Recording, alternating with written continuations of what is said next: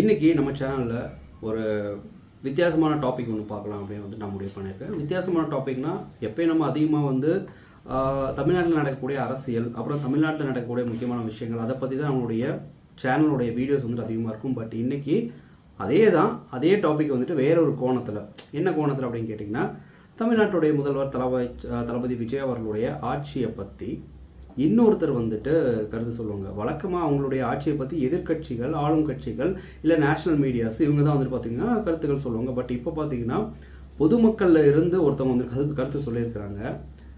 அவங்களுக்கு voter ID கூட வந்து இல்லை நான் நினைக்கிறேன். ஸோ இன்றைக்கி வந்து பார்த்திங்கன்னா ஒரு மாணவி, தமிழ்நாட்டை சேர்ந்த ஒரு மாணவி பார்த்திங்கன்னா முதலமைச்சர் அவர்களுக்கு ஒரு கடிதம் ஒன்று வந்து அனுப்பியிருக்கிறாங்க. ஸோ அந்த கடிதத்தில் அவங்க என்னென்ன மென்ஷன் பண்ணியிருக்கிறாங்க, அவங்களே பார்த்திங்கன்னா நிறைய ஐடியாஸ்லாம் கொடுத்துருக்குறாங்க. ஸோ ரொம்ப வந்துட்டு மெச்சூர்டாக இருந்தது. இதெல்லாம் என்ன இருக்குது அப்படின்னு வந்து நம்ம கடந்து போயிட முடியாத அளவுக்கு அந்த கடிதம் இருந்தது. ஸோ அந்த கடிதத்தில் இருந்த முக்கியமான விஷயங்களை வந்துட்டு நான் லிஸ்ட் அவுட் பண்ணியிருக்கிறேன். ஸோ அதை உங்ககிட்ட நான் பேசலாம்னு நினைக்கிறேன். ஸோ டேரெக்டாக வீடியோக்குள்ளே போகலாம்.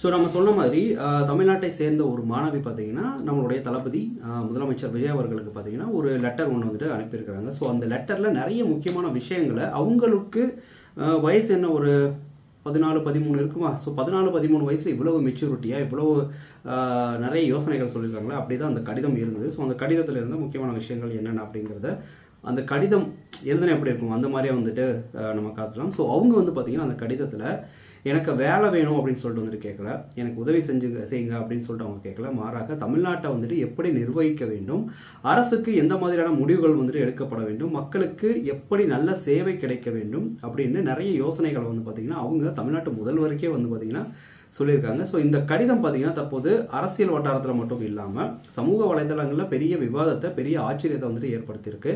ஸோ இந்த கடிதத்தில் சொல்லப்பட்ட யோசனைகள் உண்மையில் நடைமுறைக்கு சாத்தியமோ அப்படிங்கிறத வந்து நம்ம சொல்கிற ஒவ்வொரு விஷயத்தை வச்சு நீங்கள் தெரிஞ்சுக்கலாம். ஸோ ஓப்பன் பண்ணதுமே மை டியர் விஜய் அங்கிள் அப்படின்ட்டு அவங்க ஸ்டார்ட் பண்ணுறாங்க. இந்த கடிதம் முழுக்கவே வந்துட்டு மை டியர் விஜய் அங்கிள்னு தான் இருக்க போகுது. பட் நான் வந்துட்டு அவர் இருக்கக்கூடிய பொசிஷனை கருதி சில இடங்களில் வந்துட்டு சார் அப்படின்னு சொல்லிட்டு நான் மாற்றிக்கிறேன். So my dear Vijay uncle அப்படின்னு தொடங்கக்கூடிய இந்த கடிதத்தில் பார்த்தீங்கன்னா தமிழ்நாட்டுடைய வளர்ச்சிக்காக நிறைய பரிந்துரைகளை வந்து பார்த்திங்கன்னா அவங்க சொல்லியிருக்கிறாங்க. அந்த லெட்டரில் முக்கியமான 2 துறைகளை பற்றி வந்துட்டு அவங்க பேசியிருக்கிறாங்க. ஒன்று மின்சாரத்துறை, 2வது அரசு பேருந்து போக்குவரத்து. நண்பர்களே, நம்ம நாட்டில் அரசியலை பற்றி எல்லாருமே வந்துட்டு பேசிட்டு தான் இருக்கிறாங்க. ஆனால் கொள்கைகளை பற்றி வந்துட்டு எத்தனை பேர் வந்து பேசுகிறாங்க, யார் ஆட்சிக்கு வரணும், யார் தோற்கணும் அப்படிங்கிறது பேசுகிறதுங்கிறது ரொம்ப சாதாரணமான ஒரு விஷயந்தான். ஆனால் ஒரு அரசு வந்துட்டு எப்படி இயங்க வேண்டும், அதன் வருமானம் வந்துட்டு எப்படி அதிகரிக்க வேண்டும், அரசு நிறுவனங்கள் எப்படி லாபகரமாக வந்துட்டு மாறணும் அப்படிங்கிற உண்மையான ஒரு விவாதம் தான் வந்து பார்த்திங்கன்னா தமிழ்நாடை இன்னுமே பார்த்திங்கன்னா மேம்படுத்தும். அந்த வகையில் இந்த கடிதம் ஒரு முக்கியமான விவாதத்தை வந்துட்டு தொடங்கியுள்ளது. அந்த கடிதத்தில் தமிழ்நாட்டில் இன்றைக்கி பல குடும்பங்கள் 200 யூனிட் வர இலவச மின்சார திட்டத்தை வந்து பார்த்திங்கன்னா யூஸ் பண்ணிகிட்டு இருக்கிறாங்க. இந்த திட்டம் பலருக்கு உதவியாக இருந்தாலும் மின் வாரியத்துடைய நிதிநிலை பற்றி கடந்த சில வருஷங்களாக வந்துட்டு தொடர்ந்து விவாதங்கள் அப்படிங்கிறது நடந்துக்கிட்டே தான் இருக்குது. அதுவும் டிஎம்கே ஆட்சி முடிஞ்சு டிவிகே ஆட்சி வந்ததுக்கப்புறம் இந்த விவாதங்கள் இன்னமும் ஜாஸ்தியாக இருக்குது. 2014 காலகட்டங்களில் தமிழ்நாட்டில் ஒரு மொபைலை வந்துட்டு ரீசார்ஜ் பண்ணணுன்னா 1 மணி நேரத்துக்கு 10 ரூபா, 20 ரூபா அப்படிங்கிற மாதிரி ஃபிக்ஸ் பண்ணியிருந்தாங்க. ஏன் அப்படின்னா அந்த பீரியடில் நிறைய கரண்ட் இஷ்யூஸ் வந்துட்டு இருந்தது. ஸோ அந்த மாதிரி ஒரு இஷ்யூஸ் இப்போது தமிழ்நாட்டில் கரண்ட்டில் இருக்குது அப்படின்னு கேட்டிங்கன்னா எஸ் இருக்குது. அப்படின்னு இந்த பிரச்சனைக்கு வந்துட்டு என்ன மாதிரி ஒரு தீர்வு கண்டுபிடிக்கலாம் அப்படின்னு கேட்டிங்கன்னா, இந்த குழந்தை சொல்கிற விஷயம் என்னென்னா, இலவச மின்சாரம் அப்படிங்கிறது மக்கள் பயன்பாட்டுக்காக தொடர்ந்து இருக்கணும். ஆனால் மானியம் ஒன்று இருக்குது பார்த்தீங்களா. இப்போ இலவச மின்சாரம் பயன்படுத்துகிறோன்னா சில இடங்களில் மானியம் அப்படின்னு இருக்கும். இந்த மானியம் வழங்கக்கூடிய முறை அப்படிங்கிறது மாற்றப்படலாம் அப்படிங்கிற மாதிரி அவங்க யோசனை சொல்கிறாங்க. அதாவது அரசு நேரடியாக மக்களுடைய வங்கி கணக்கில் மானியத்தை செலுத்தும் அந்த முறை, அதுக்கு பேர் டிபிடின்னு சொல்லுவாங்க, டைரக்ட் பெனிஃபிட் டிரான்ஸ்ஃபர். அவங்களுடைய பணத்தை வந்துட்டு அரசுடைய வங்கி கணக்கில் இருந்து மக்களுடைய வங்கி கணக்குக்கு டைரெக்டாக போடுறது தான் டிபிடி. இந்த மானிய முறை அப்படிங்கிறது புதிய யோசனை அப்படின்னு கேட்டிங்கன்னா கிடையாது. இந்தியாவில் ஏற்கனவே எரிவாயு மானியம், சில விவசாய திட்டங்கள், பல நலத்திட்டங்களில் பார்த்திங்கன்னா டிபிடி அப்படிங்கிற இந்த மானிய முறை வந்து பார்த்திங்கன்னா செயல்படுத்தப்பட்டு தான் இருக்குது. இதன் ஆதரவாளர்கள் வந்துட்டு என்ன சொல்கிறாங்க அப்படின்னா, பணம் நேரடியாக பயனாளிகளிடம் செல்வதால் வெளிப்படைத்தன்மை அதிகரிக்கும், அரசு செலவை கண்காணிக்க எளிதாகும், மானியம் சரியான நபருக்கே சென்றதா என்பதை உறுதி செய்ய முடியும், இவை ஆதரவாக முன்வைக்கப்படும் கருத்துக்கள் தான் அப்படிங்கிற மாதிரி பார்த்தீங்கன்னா இதுக்கு சப்போர்ட் பண்ணுறவங்க பேசுகிறாங்க. ஆனால் இது இவ்வளோ எளிதான விஷயம் அப்படின்னு கேட்டிங்கன்னா அவ்வளோ சீக்கிரம் பார்த்தீங்கன்னா ஒரு முடிவு சொல்லிட முடியாது அப்படிங்கிறது என்னுடைய கருத்து. ஏன்னா மின்சாரம் அப்படிங்கிறது வெறும் வணிக பொருளாக மட்டும் இங்கே மக்களுக்கு இல்லை, அது ஒரு அடிப்படை பொது சேவையும் கூட இருக்குது. டிபிடி முறை செயல்பட வேண்டும் அப்படின்னு நீங்கள் நினைக்கிறீங்க அப்படின்னா சில விஷயங்கள் இருக்குது. முதல்ல மின் கட்டணத்தை வந்து பார்த்திங்கன்னா மக்கள் செலுத்தணும்.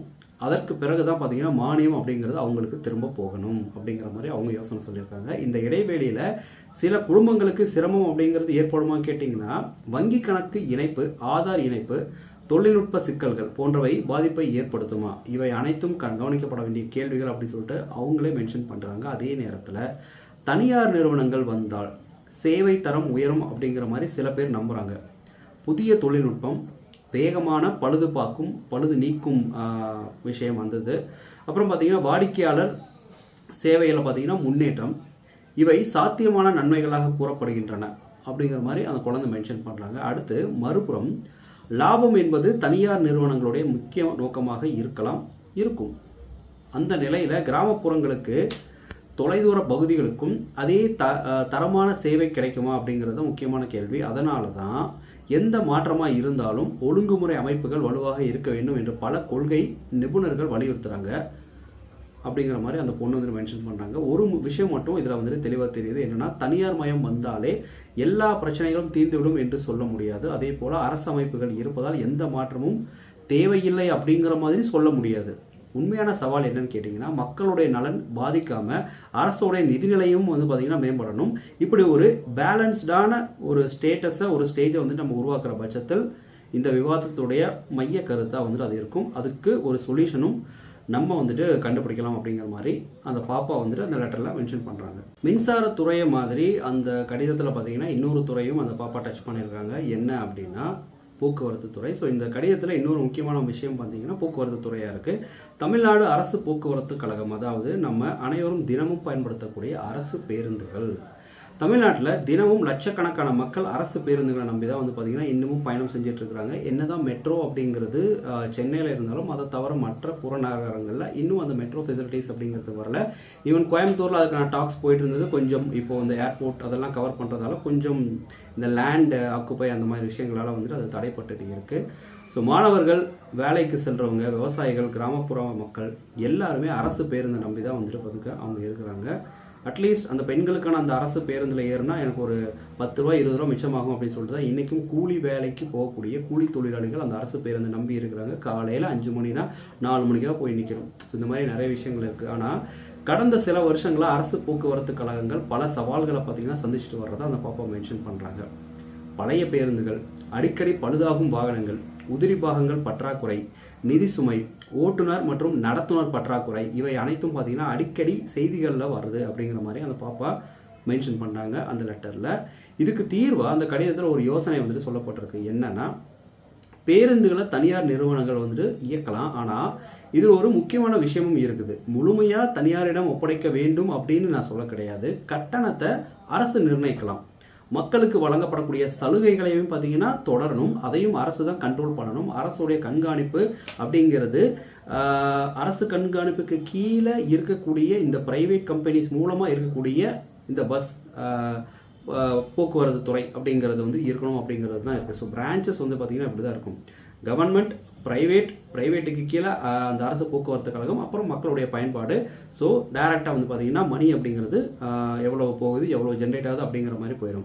ஸோ அரசு கண்காணிப்புக்கும் இருக்க வேணும் அப்படிங்கிறத அவங்க மென்ஷன் பண்ணியிருக்காங்க. இது ஒரு முழுமையான தனியார் மயம் அப்படின்னு கேட்டிங்கன்னா கிடையாது. அரசு மற்றும் தனியார் இந்த இரண்டுமே பார்த்திங்கன்னா சேர்ந்து மக்கள் பணிக்காக அந்த நிதி நிலைமையை வந்து பேலன்ஸ் பண்ணுறதுக்காக பண்ணக்கூடிய ஒரு ஐடியாவை வந்துட்டு அவங்க இது பண்ணுறாங்க. இதில் அட்வான்டேஜஸ் அப்படின்னு கேட்டிங்கன்னா இந்த மாதிரி ஒரு முறை வந்தால் என்னென்ன நன்மைகள் இருக்கலாம் அப்படின்னு சொல்லிட்டு அந்த குழந்தை மென்ஷன் பண்ணுறாங்கன்னா, ஃபர்ஸ்ட்டு புதிய பேருந்துகள் விரைவாக வர்றதுக்கான வாய்ப்புகள் வந்துட்டு இருக்குது. ஃபார் எக்ஸாம்பிள் அரசு பேருந்துகள் அப்படிங்கிறது வந்து அவங்க ஃபிக்ஸ் பண்ணாங்கன்னா பல வருஷமாக ஒரே பஸ் போயிட்டு இருக்கும். ஸோ நிறைய வந்துட்டு உள்ளே வந்துட்டு இன்ஜினில் பிரச்சனை இந்த மாதிரி இருக்கும். இதுவே ப்ரைவேட் கிட்ட கொடுத்தோம்னா அவங்க வந்துட்டு அப்டேட் பண்ணிக்கிட்டே இருப்பாங்க காலத்துக்கு தகுந்த மாதிரி அப்படிங்கிற மாதிரி சொல்கிறாங்க. ரெண்டாவது, பராமரிப்பு அப்படிங்கிறது வேகமாக நடக்கலாம்.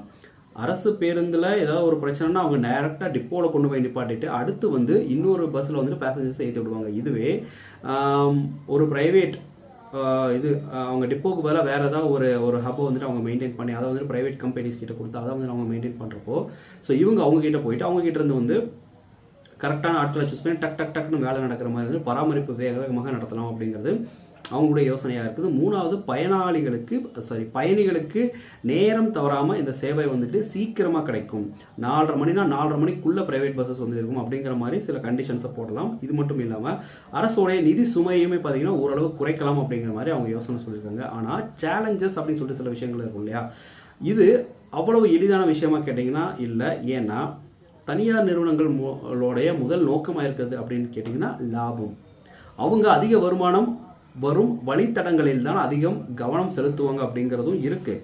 அப்படின்னா கிராமப்புறங்களில் குறைந்த பயனாளிகள் இருக்கும் பகுதிகளில் சேவை குறைய வாய்ப்பு இருக்குதா அப்படின்னு கேட்டிங்கன்னா இது ஒரு முக்கியமான கேள்வி. அதே போல் அரசு போக்குவரத்து கழகத்தில் பணிபுரியக்கூடிய ஆயிரக்கணக்கான ஊழியர்களுடைய எதிர்காலம் என்ன ஆகும்? இந்த மாதிரி வந்துட்டு நம்ம பிரைவேட் கிட்ட கொடுத்துட்டா அவங்களுடைய வேலை வாய்ப்பு எப்படி இருக்கும்?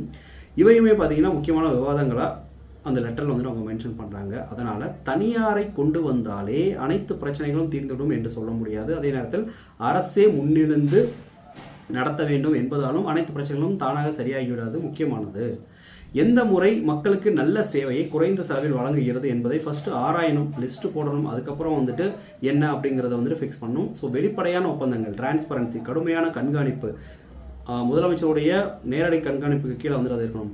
பயனாளிகளுடைய உரிமைகளை வந்து பார்த்தீங்கன்னா பாதுகாக்கக்கூடிய விதிமுறைகள் இவை அனைத்துமே கட்டாயம் இருக்க வேண்டும் அப்படிங்கிற மாதிரி அந்த லெட்டரில் அவங்க மென்ஷன் பண்ணியிருக்காங்க. இங்கே உங்களுக்கு ஒரு கேள்வி எல்லாம், நம்ம ஒரு பயணியாக எதை விரும்புகிறோம் அப்படின்னு கேட்டிங்கன்னா அரசு பேருந்து என்ற பெயரையோ அல்லது நேரத்திற்கு வரும், சுத்தமாக இருக்கும், பாதுகாப்பாக இருக்கும், குறைந்த கட்டணத்தில் கிடைக்கும் நல்ல சேவையா அப்படின்னு நிறைய கொஸ்டின்ஸ் வந்துட்டு இருக்கும். ஸோ இந்த கேள்விக்கான பதில்கள் தான் வந்து பார்த்தீங்கன்னா எதிர்கால போக்குவரத்து கொள்கையை தீர்மானிக்கும் அப்படிங்கிற மாதிரி அவங்க மென்ஷன் பண்ணியிருக்காங்க. ஸோ நண்பர்களே, இந்த கடிதத்தில் வந்து பார்த்தீங்கன்னா இதுவரை 2 முக்கியமான விஷயங்களை வந்துட்டு நம்ம பார்த்தோம். ஒன்று, மின்சாரத்துறையில் வந்துட்டு மாற்றம். 2வது, அரசு பேருந்து சேவையில் வந்துட்டு தனியார் அவங்களுடைய பங்களிப்பு. ஆனால் இப்போ தான் ஒரு முக்கியமான ஒரு கேள்வி வந்துட்டு நம்ம வரலாம். என்னன்னா, இந்த யோசனைகள் உண்மையாகவே வந்து பார்த்தீங்கன்னா தமிழ்நாட்டுக்கு நல்லது கொடுக்குமா? இதற்கு ஒரே வார்த்தையில் ஆம் இல்லை அப்படிங்கிற மாதிரி நம்ம பதில் சொல்ல முடியாது. ஏன்னா இது அரசியல் விவாதமாக மட்டும் இருக்காது. இது ஒரு பொருளாதாரம், நிர்வாகம், மக்களுடைய வாழ்க்கை, இந்த மாதிரி நிறைய விஷயங்களை கனெக்ட் பண்ணக்கூடிய ஒரு ஒரு கொள்கையான ஒரு விவாதமாக வந்துட்டு இது இருக்கும். நம்ம ஒரு விஷயத்தை வந்து மறந்துடக்கூடாது. என்னன்னா, தமிழ்நாடு இந்தியாவில் பல சமூக நலத்திட்டங்களுக்கு முன்னோடியாக இருந்த ஒரு மாநிலம். இலவச கல்வி, மதிய உணவு திட்டம், பெண்களுக்கான பல நலத்திட்டங்கள், இப்படி எல்லா காலத்திலையுமே எல்லா விஷயங்களிலுமே ஒரு முன்னோடியாக புதிய யோசனைகளை வரவேற்கக்கூடிய ஒரு மாநிலமாக இருந்த இடம் தான் தமிழ்நாடு. ஆனால் இன்னைக்கு வந்து பார்த்திங்கன்னா அதனாலேயே பலருடைய வாழ்க்கையில் வந்து பார்த்திங்கன்னா நிறைய விஷயங்கள், நிறைய நல்ல விஷயங்கள் அந்த காலத்துலேருந்து இப்போ வரைக்கும் நடந்துட்டு தான் இருக்குது. அதே போல் நிர்வாக முறைகள்லையும் மாற்றங்கள் அப்படிங்கிறது காலத்துக்கு தகுந்த மாதிரி வரணும். ஆனால் மாற்றங்கிறது மக்களை பாதிக்கக்கூடாது, மக்களை ஏமாற்றக்கூடாது, ஊழல் பண்ணக்கூடாது. ஒரு அரசு மக்களுக்கு சேவை செய்கிறதுக்காக மட்டும்தான் இருக்கணுமே தவிர ஒரு தனியார் நிறுவனம் தொழில் நடத்துவதற்காக வந்துட்டு அது இருக்கவே கூடாது. இந்த 2உடைய நோக்கமே அப்படிங்கிறது வேறு மாதிரி இருக்குது. அதனால் எந்த துறையிலுமே தனியார் பங்களிப்பு அப்படிங்கிறது அதிகரிக்க வேண்டும் அப்படின்னு நீங்கள் அரசு வந்துட்டு யோசிக்குது அப்படின்னா அரசு தன்னுடைய கட்டுப்பாட்டு அதிகாரத்தை தனியார்கிட்ட கொடுத்துட்டோமே அப்படின்னு சொல்லிட்டு இழந்துடக்கூடாது, யோசிக்கக்கூடாது. அது பின்வரக்கூடிய ஜென்ரேஷனையுமே பார்த்தீங்கன்னா பாதிக்கக்கூடாது. சேவை தரம், கட்டண கட்டுப்பாடு, ஊழியர்களுடைய உரிமைகள், கிராமப்புற மக்களுடைய அணுகல், இந்த அனைத்தையுமே பார்த்தீங்கன்னா அரசு தொடர்ந்து கண்காணிச்சுட்டே இருக்கணும். அப்படி செஞ்சால் மட்டும்தான் எந்த மாற்றமுமே வெற்றி அடையும்.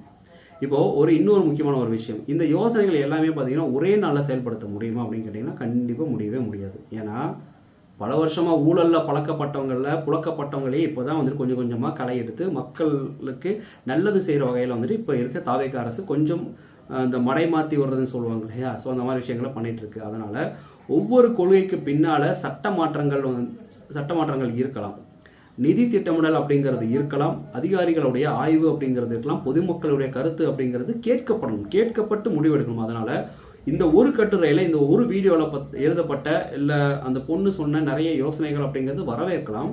நாளைக்கு அரசுடைய கொள்கையாக வந்து பார்த்திங்கன்னா இந்த விஷயங்கள் எல்லாமே வந்து ஒரே நாளில் மாறும் அப்படின்னு கேட்டிங்கன்னா மாறவே மாறாது. ஸோ அதுதான் இந்த விவாதத்துடைய தொடக்கமாக மட்டும் இருக்கும். இங்கே நம்ம இன்னொரு விஷயத்தையும் பாராட்டணும். என்னென்னா, இந்த கட்டுரையில் அரசியல் குற்றச்சாட்டுகளை விட கொள்கை விவாதத்தை தொடங்க கண்டினியூ பண்ண வந்துட்டு பார்த்தீங்கன்னா இது முயற்சி பண்ணுது. ஒரு ஜனநாயகத்தில் இது போன்ற விவாதங்கள் வந்து பார்த்தீங்கன்னா அதிகரிக்கணும். அது வயசு வித்தியாசம் இல்லாமல் யார் அந்த யோசனையை சொன்னாலுமே அக்செப்ட் பண்ணக்கூடிய நிலைமையில் அரசாங்கம் இருக்கணும். ஏன்னா மக்கள் யார் ஆட்சிக்கு வரணும் அப்படிங்கிறது மட்டும் இல்லாமல் எப்படி ஆட்சி நடத்த வேண்டும் என்பதையும் பேச ஆரம்பிக்க வேண்டும். அதுதான் ஒரு முதிர்ந்த ஜனநாயகத்துடைய அடையாளமாக இருக்கும். தமிழ்நாட்டினுடைய மக்களுடைய நல்ல எதிர்காலத்துக்கு ஜனநாயக வழிமுறையில் சில விஷயங்களை பண்ணுற ஒரு விஷயமா இருக்கும். இப்போது இந்த கட்டுரையிலுடைய தலைப்பு பார்த்தீங்கன்னா நம்ம சொல்கிற மாதிரி my dear Vijay uncle. So இந்த தலைப்பை தாண்டி அதுக்கு உள்ளே பார்த்தீங்கன்னா சொல்லப்பட்ட கருத்துக்கள் அப்படிங்கிறது சிந்திச்சு பார்த்தா முதலமைச்சருக்கு அந்த குழந்தை வந்துட்டு எழுதின மாதிரி எனக்கு தெரியல. ஒரு பண்பட்ட ஒரு யூத் அவங்க வயசில் இருக்கிறவங்க பார்த்தீங்கன்னா மேபி குழந்தை அப்படிங்கிற ஒரு போர்வையில் வந்துட்டு அவங்களுக்கு எழுதின ஒரு கருத்தாக இருக்கலாம். சில யோசனைகள் வந்து பார்த்தீங்கன்னா விவாதிக்க தகுந்த விஷயங்களாக தான் இருக்குது. சிலவற்றெல்லாம் கருத்து வேறுபாடு அப்படிங்கிறது எல்லாருக்குமே இருக்கும். சிலவற்றை வந்து பார்த்தீங்கன்னா முழுமையாக ஏற்க முடியாமல் இருக்கலாம். அது இயல்பான ஒரு விஷயம்தான். ஆனால் விவாதமே இல்லாமல் எந்த மாற்றமும் வரவே வராது. என்னுடைய பார்வை என்ன அப்படின்னு கேட்டிங்கன்னா, எந்த அரசாக இருந்தாலும் மக்களுக்கு நல்ல சேவை அப்படிங்கிறது கிடைக்க வேண்டும், கொடுக்க வேண்டும். அரசுடைய நிதிநிலை அப்படிங்கிறது வலுப்பெற வேண்டும். அதே நேரத்தில் ஏழை மற்றும் நடுத்தர மக்களுடைய நலனுக்கு எந்த விதமான பாதிப்பும் ஏற்படக்கூடாது எந்த காலத்திலுமே. இந்த மூணுத்துக்கும் இடையே சமநிலையை உருவாக்கக்கூடிய கொள்கைகள் தான் பார்த்தீங்கன்னா நீண்ட காலத்துக்கான அரசியல் நிலைப்பாடாக இருக்கும், அரசியல் வெற்றியாக இருக்கும். அதுதான் இந்த கட்டுரையில் இருந்து நான் எடுத்துக்கிட்ட ஒரு பாடமாக இருக்கும். ஸோ வீடியோ கொஞ்சம் லென்த்தானாக தான் போடுது. எப்பயும் வந்துட்டு நம்ம ஒரு வீடியோ வந்துட்டு அன்னன்னைக்கு நடக்கக்கூடிய தமிழ்நாட்டில் நடந்த சில விஷயங்களை வந்துட்டு பற்றி பேசுவோம். பட் இப்போ நம்ம பேசின இந்த லெட்டரில் இருக்கக்கூடிய சில விஷயங்கள் வந்து பார்த்திங்கன்னா கொஞ்சம் பியூர் தமிழ் வந்து மிக்ஸ் பண்ணி பேசியிருப்பேன். லெட்டரில் இருக்கக்கூடிய விஷயங்களை பேசுனதால அப்படி இருக்கும். ஸோ நம்ம ஆல்ரெடி டிஸ்கஸ் பண்ண மாதிரி வந்து பார்த்திங்கன்னா இந்த லெட்டரில் வந்து 2 முக்கியமான விஷயங்கள் தான் அவங்க பேசியிருக்கிறாங்க. ஸோ அந்த 2 முக்கியமான விஷயங்கள் அப்படிங்கிறீங்கன்னா இன்றைக்கி காலத்துக்கு அதை வச்சு பேலன்ஸ் பண்ணுற அளவுக்கு நிறைய நிதி நிலைமை இந்த மாதிரிலாம் இருக்குது. ஸோ அதை நோக்கி தாவைக்க அரசுமே பார்த்திங்கன்னா நகர்ந்துட்டு தான் இருக்குது. ஒரே நாளில் மாற்றமும் கொண்டு வர முடியாது, கொஞ்சம் வருஷங்களாகும். யோசனைகளை நம்ம எடுத்துக்கலாம். முடிவு பண்ணுற இடத்துல வந்துட்டு தளபதி விஜய் அவர்கள் இருக்கிறாரு. யோசனைகள் சொல்கிற இடத்துல அமைச்சர்கள் இருக்கிறாங்க. நல்ல பயன்களை பெற இடத்துல வந்து பார்த்திங்கன்னா மக்கள் இருக்கிறாங்க. ஸோ எண்ட் ஆஃப் த டே மக்கள் நல்லா இருக்கணும். அதுக்கு தாவேக அரசு எப்பயுமே பார்த்தீங்கன்னா துணையாக இருக்கும். அண்ட் முதலமைச்சருமே பார்த்தீங்கன்னா அதுக்கு தான் பாடுபடுறாங்க. ஸோ இந்த யோசனைகளை எடுத்துகிட்டு இதில் இன்றைக்கி தகுந்த மாதிரி சில அப்டேட்ஸையும் வந்துட்டு பார்த்தீங்கன்னா பண்ணிவிட்டு அவங்க நல்லது பண்ணால் யாருக்கு நல்லது? மக்களுக்கு தான் நல்லது. ஸோ அதை தான் நானும் சொல்ல வரேன். பார்ப்போம் நல்லது நடக்குது அப்படின்னு சொல்லிட்டு கான்ஃபிடென்ட்டாக இருக்குது. வெற்றி நிச்சயம் நல்லதே நடக்கும். Thank you, tata, take care, bye, cheers.